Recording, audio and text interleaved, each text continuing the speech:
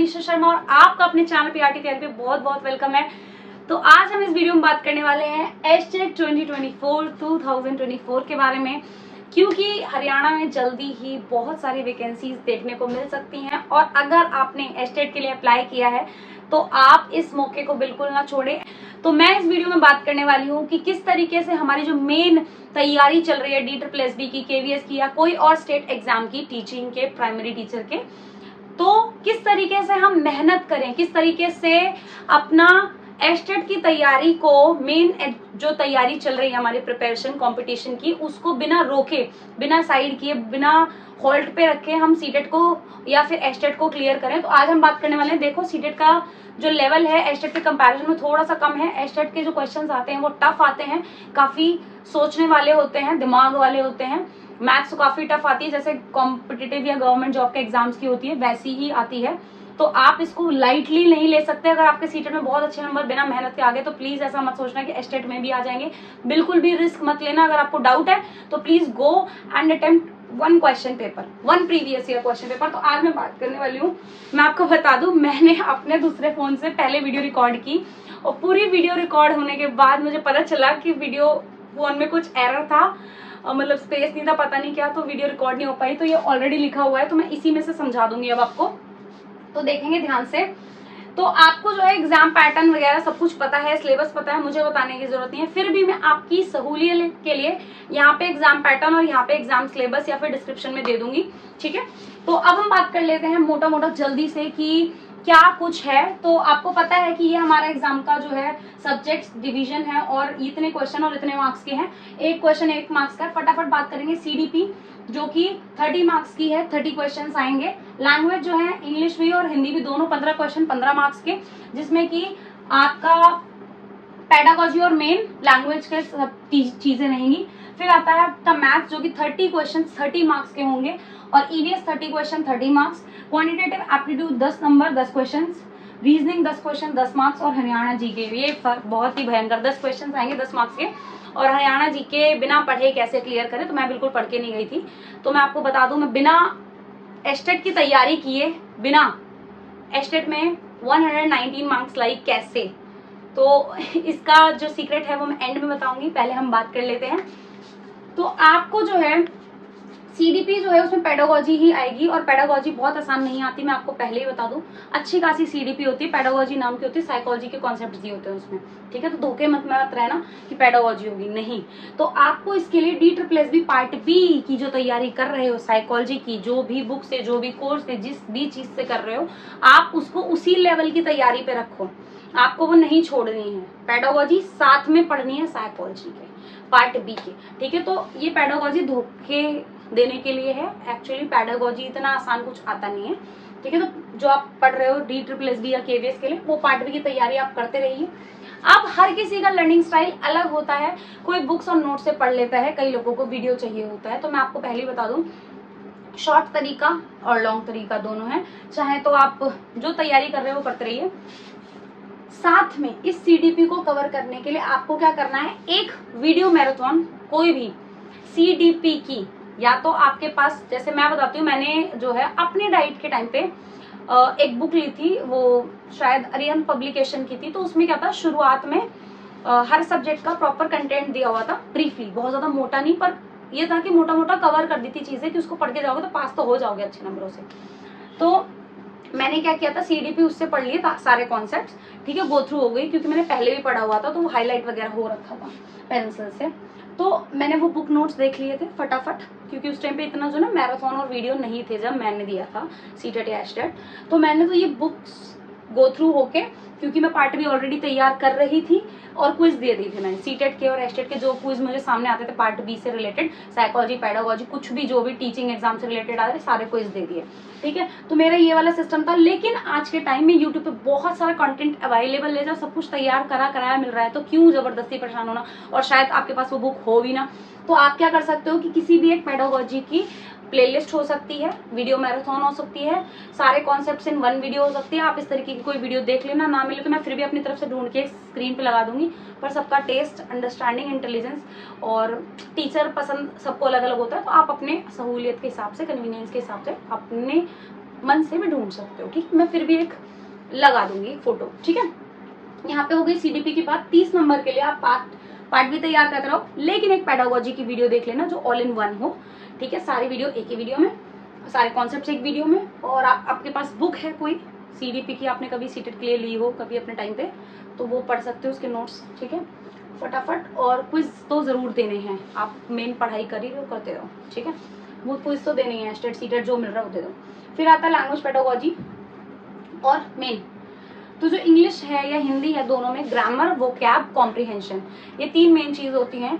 तो ये तो आप DSSB के लिए प्रिपेयर कर ही रहे हो, है ना, तो ये करते रहो। जो उसके ग्रामर के कॉन्सेप्ट्स कर रहे हो, जो कॉम्प्रिहेंशन कर रहे हो, पैसेज कर रहे हो, fill in the blanks, error वगैरह जो भी कर रहे हो, मेन स्ट्रीम की पढ़ाई करते रहो। बात आ जाती है इसकी पेडागोजी, ठीक है।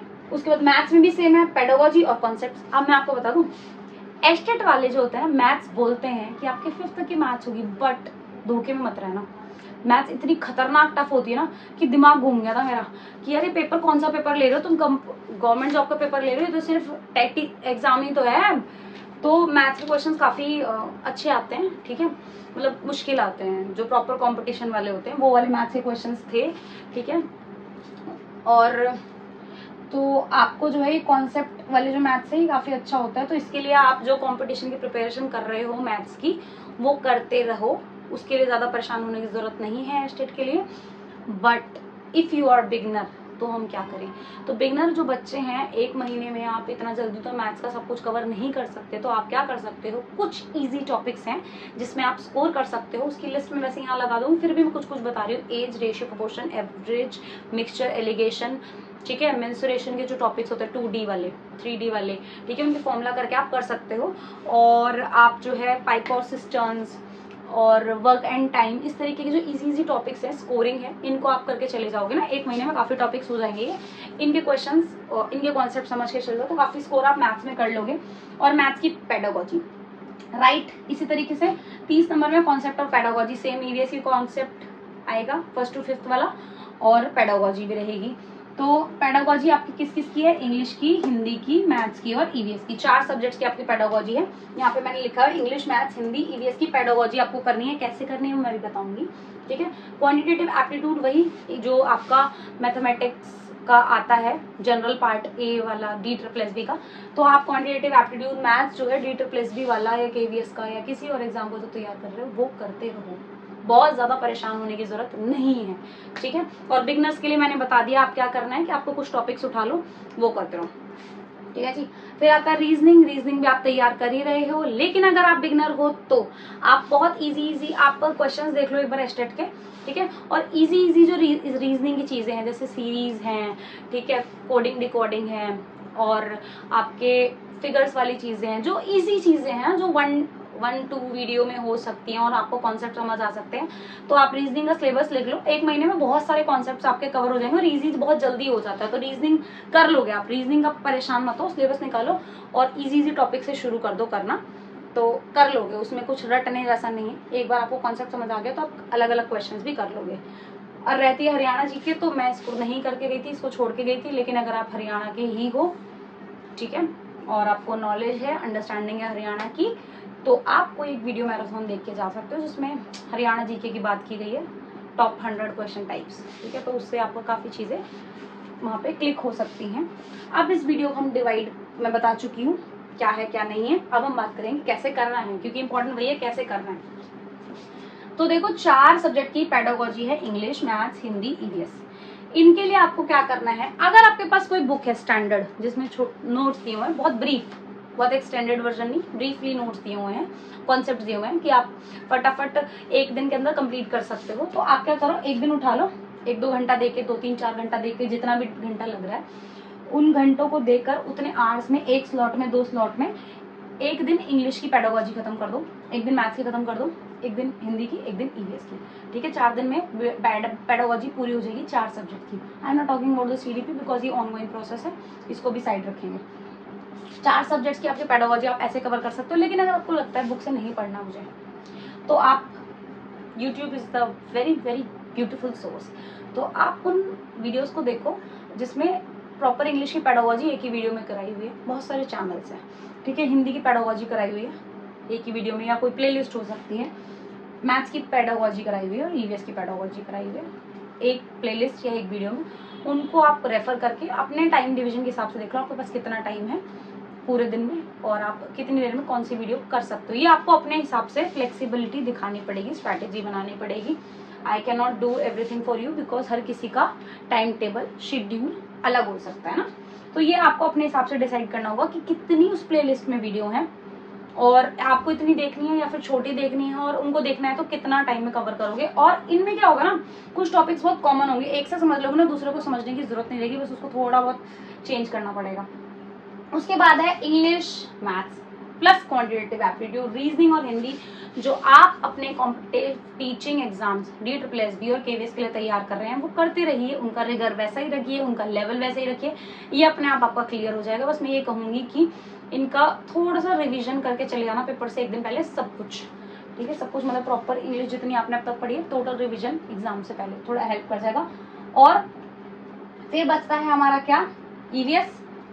तो ईवीएस में पेडागोजी में ऊपर करवा चुकी हूँ, अब 1st to 5th की एनसीईआरटी की ईवीएस आती है, ठीक है, थोड़े साइंस के क्वेश्चंस भी होते हैं। तो आपको क्या करना है, मैंने एक वीडियो देखी थी, वो वीडियो मैराथन थी शायद 4 घंटे की, उसमें कंप्लीट ईवीएस कराई हुई थी टेट एग्जाम्स के लिए, शायद सीटेट के लिए। तो आप वो देख सकते हो, उसमें शायद 1st to 5th की एनसीईआरटी भी कराई हुई थी और पेडागोजी भी कराई हुई थी। तो आप कोई ऐसी वीडियो देख सकते हो जिसमें 1st to 5th की प्रॉपर सिर्फ ईवीएस की बुक्स का कराया हो, ठीक है, या फिर आप देख सकते हो जिसमें ईवीएस और पेडागोजी दोनों कराई हुई हो। तो आप देख लेना कि आपको कौन सी सही लग रही है, जिसकी फोटो मुझे मिलेगी वीडियो की वो मैं लगा दूंगी, ठीक है। फिर आता है सीडीपी का मैंने कहा है कि करते रहो, फिर भी एक बार पेडागोजी के लिए एक पेडागोजी की वीडियो देख लेना। तो आपको 5 पेडागोजी की वीडियो देखनी है, इंग्लिश, मैथ्स, हिंदी, ईवीएस और सीडीपी, इन 5 सब्जेक्ट्स की पेडागोजी की वीडियो देखनी है आपको, ताकि आपका एक पेडागोजी का भार हल्का हो जाए, ठीक है। उसके बाद ये जो आप तैयार कर रहे हैं करते रहिए। अगर आप बिगनर हैं तो बहुत ज्यादा मुश्किल चीज नहीं है, बेसिक इंग्लिश ग्रामर वगैरह तो आपको खुद भी आती होगी, ठीक है। नहीं भी आती तो एक महीने में जितना आप कर पा रहे हो ना उतना करो। और रीजनिंग और मैथ्स का मैं बता चुकी हूँ, इजी टॉपिक्स को उठा लो और उनके क्वेश्चंस प्रैक्टिस करके चले जाना, ठीक है। और एक महीने में काफी चीजें हो जाती हैं, ठीक है। और बिगनर जो है ना बच्चे, उनके लिए भी ये वाली पेडागोजी करना और ये ईवीएस और ये सीडीपी करना मुश्किल नहीं है, आप भी कर लोगे, ठीक है। तो ये जो है हमारा तरीका है। अब मैं आपको बता दूं कि जो मेन पॉइंट है वो क्या है।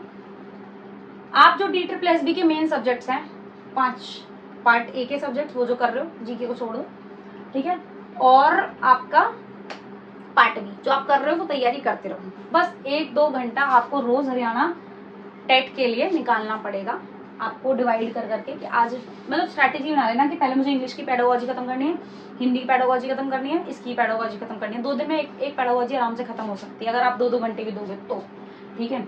उसके बाद क्या है, आपको पेडागोजी करनी है, ये तो आप मेन चलते रहने दो, पेडागोजी कवर करनी है।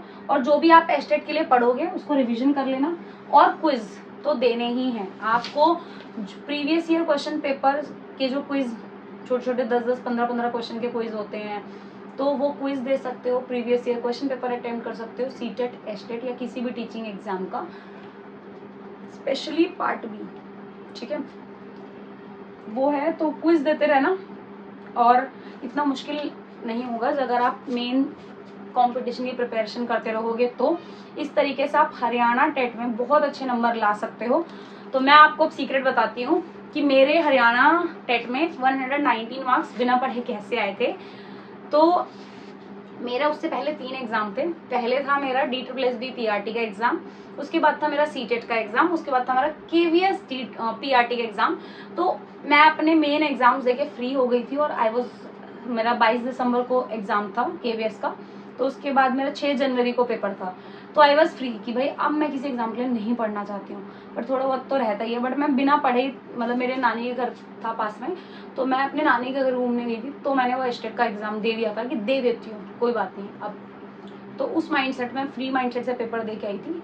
तो वो इसलिए हो पाया क्योंकि मैंने पहले बहुत रिगर हाई वाला तैयारी की थी DSSB KVS की, और सीटेट की तैयारी मैंने की थी थोड़ी सी बीच में, क्योंकि उसमें थोड़ा क्वेश्चंस मेन स्ट्रीम से हटके थोड़े से होते हैं, तो थोड़ा सा उसमें मेरे 118 थे और एस्टेट में 119 थे। तो अगर आप मेन पढ़ाई करते रहोगे तो इतना कोई मुश्किल नहीं है, बस पेडागोजी को कवर कर लेना, ठीक है। तो मुझे लगता है आपको समझ आ गया होगा। आप मुझे बताना कि आप कैसे क्या करने वाले हो, आपकी क्या स्ट्रैटेजी है, मुझे कमेंट्स में बताओगे। और अब आपकी जो है next video zero to hero series की मैं जल्दी लेके आने वाली हूँ। थोड़ा सा प्रॉब्लम चल रही थी मेरे फोन में बहुत दिक्कत आ रही है, उसमें कोई वीडियो रिकॉर्ड नहीं हो रही थी, तो मैंने नया फोन लिया है तो उसमें मैं रिकॉर्ड करना शुरू करूंगी।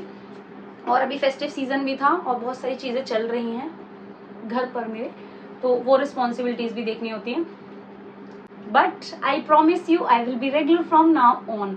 ओके, तो कमेंट करके बताइए आपको कहाँ प्रॉब्लम आ रही है, आपको किस पर नेक्स्ट वीडियो चाहिए, एंड कमेंट डाउन कि आपको वीडियो कैसी लगी। Thank you so much. Like करें वीडियो को, शेयर करें और चैनल को सब्सक्राइब करें। This is your support for me, please support me. Thank you, bye bye.